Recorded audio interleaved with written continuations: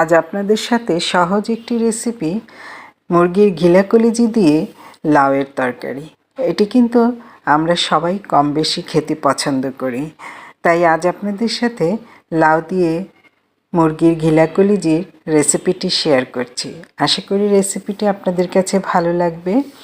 এটি খেতে কিন্তু দুপুরে গরম ভাতের সাথে অসম্ভব মজার হয়।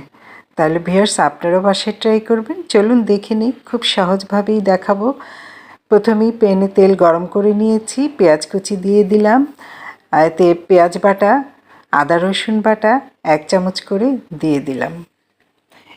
এটি কাঁচা গন্ধ যাওয়া পর্যন্ত একটু পানি দিয়ে ভালো করে কষিয়ে নেব। এর মধ্যে গোটা কয়েকটা গরম মশলাও দিয়ে দিব, হলুদের গুঁড়ো, মরিচের গুঁড়ো, ধনিয়া গুঁড়ো, একটি তেজপাতা, 2টি এলাচ আর 2টি দারচিনি, কয়েকটি লবঙ্গ দিয়ে মশলাটা ভালোভাবে কষিয়ে নিলাম। মশলাটা কষানো হলে দিয়ে দিব যে মুরগির গিলা কলিজি ভালো করে পরিষ্কার করে ধুয়ে পানি ঝরিয়ে রেখেছি, সেটি দিয়ে দিচ্ছি।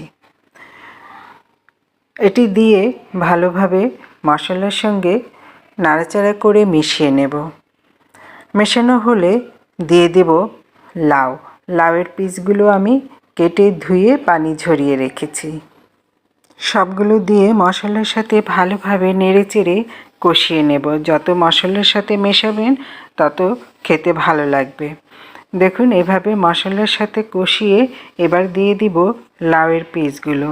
লাউটা যে আমি কেটে রেখেছিলাম সেই লাউটা, এটা দিয়ে কিন্তু লাউ খেতে খুব মজা লাগে।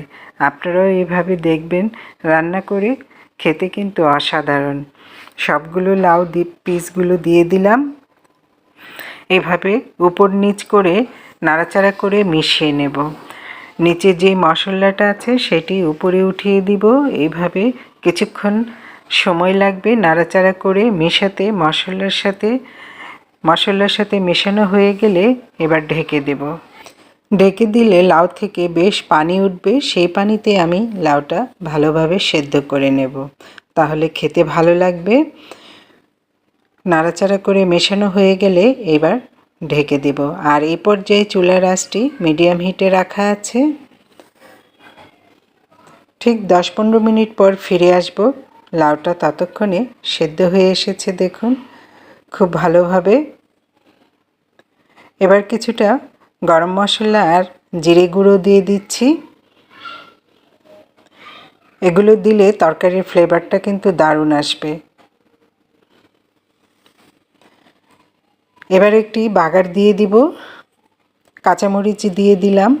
বাগারটা পেঁয়াজ আর তেল দিয়ে ফোড়ন দিয়ে দিলাম। এই ফোড়নটা অবশ্যই দেওয়ার চেষ্টা করবেন, তাহলে লাউয়ের তরকারিটা খেতে আরও বেশি মজার হয়।